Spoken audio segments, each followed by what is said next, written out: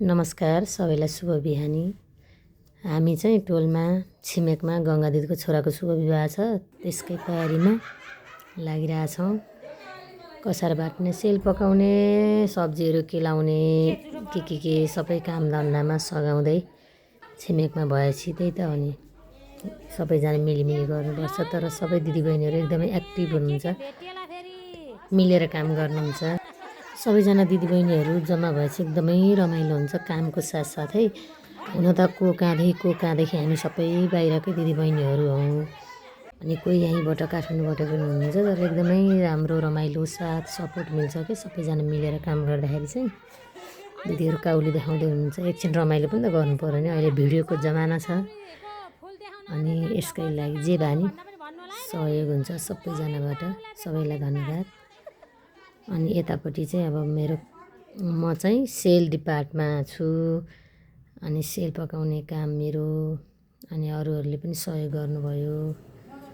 यता म चाहिँ सेल पकाउँदैछु फेरि, तर सेल पनि कति राम्रो भएको। तर समग्रमा हिजोको सेल, पुरी, अचार, सब्जी, सब कसार सबै एकदमै राम्रो भएको थियो कि। सेल पनि कति राम्रो कस्तो फुलेको हेर्नु न, देख्दै खाउँ लाग्ने मिठा एकदम भएका थिए।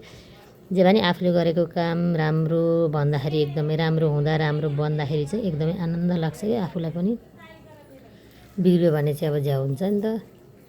जस्तै भयो नि आफूले सम्हालेपछि सबैले जे राम्रो थियो भनेर प्रतिक्रिया पाउँदा पनि एकदमै राम्रो लाग्ने। तर सेल एकदमै मिठा बनेका थिए। यस्तो छ हाम्रो। अनि कहाँदेखि भिडियो हेर्दै हुनुहुन्छ कमेन्ट गर्नुहोला, लाइक सेयर गर्नुहोला।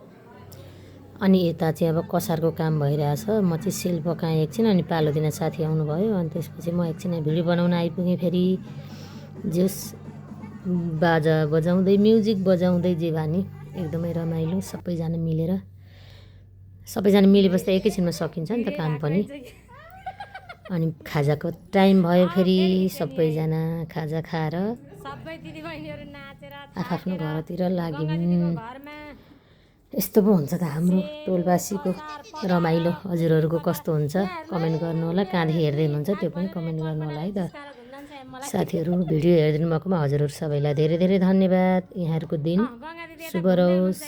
हवस् त, thank you so much, thank you for watching.